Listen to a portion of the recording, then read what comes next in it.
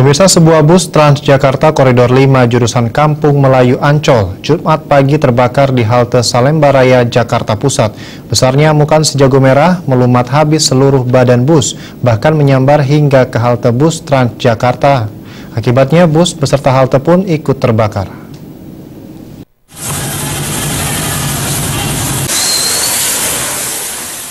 Kobaran api terus membesar dan melumat habis sebuah bus Transjakarta Koridor 5 jurusan Kampung Melayu Ancol di halte Salemba Raya, Senen, Jakarta Pusat pagi tadi.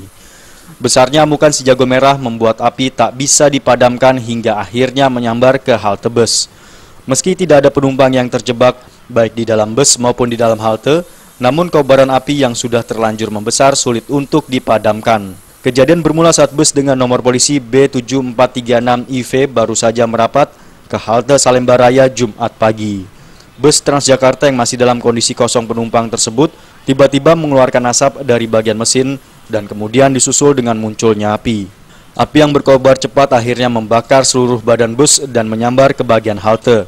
Setengah jam kemudian api akhirnya berhasil dipadamkan meski kondisi bus Transjakarta beserta haltenya sudah ludes terbakar.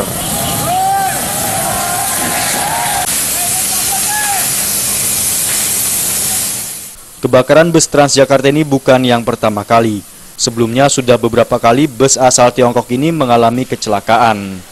Saat ulang tahun Jakarta 22 Juni lalu, Gubernur DKI Jakarta Basuki Cahayapurnama atau Ahok telah meluncurkan bus Transjakarta buatan Eropa. Rencananya bus ini akan menggantikan bus Transjakarta yang sudah lama beroperasi. Dari Jakarta, tim liputan melaporkan.